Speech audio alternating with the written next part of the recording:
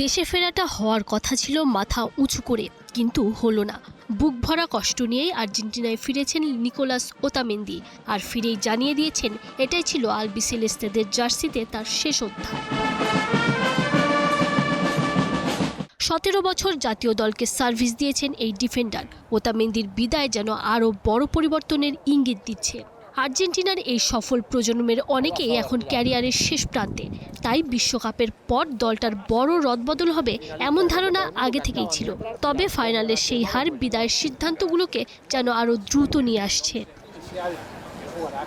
বিনিয়োগ হোক বিশ্বস্ত, আমার পছন্দ সল্ট বে। লিওনেল মেসিও যে কোনো সময়ে অবসর নেবেন।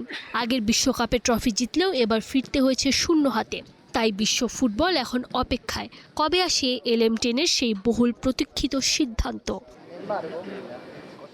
শুধু সিনিয়ররাই নন, মানসিকভাবে ভেঙে পড়েছেন অপেক্ষাকৃত তরুণ তারকারাও। গোলরক্ষক এমিলিয়ানো মার্টিনেজ জানিয়েছেন এই মুহূর্তে নিজের ভবিষ্যৎ নিয়ে তিনিও ভাবছেন। দেশকে বিশ্বকাপ জেতাতে না পারার কষ্ট ভাষায় প্রকাশ করা কঠিন। তিনি ভাববেন এটাই সরে দাঁড়ানোর সঠিক সময় কিনা। ফাইনালের পর তুমুল আলোচনায় থাকা লিয়েন্দ্রো পারেদেসও ভবিষ্যৎ নিয়ে স্পষ্ট কোনো নিশ্চয়তা দেননি, বরং জানিয়েছেন এ পর্যায়ে পারফরমেন্স ধরে রাখা কঠিন। তাই তিনি সহ দলের অনেকেরই নাকি সিদ্ধান্ত নেওয়ার সময় এসেছে, চালিয়ে যাবেন নাকি এখানেই থেমে যাবেন। অর্থাৎ বিশ্ব চ্যাম্পিয়ন দলটার পরিচিত মুখগুলোর অনেকেই হয়তো আর আকাশি সাদা জার্সিতে থাকবেন না। তবে ফুটবলে ভাঙাগড়া চিরন্তন।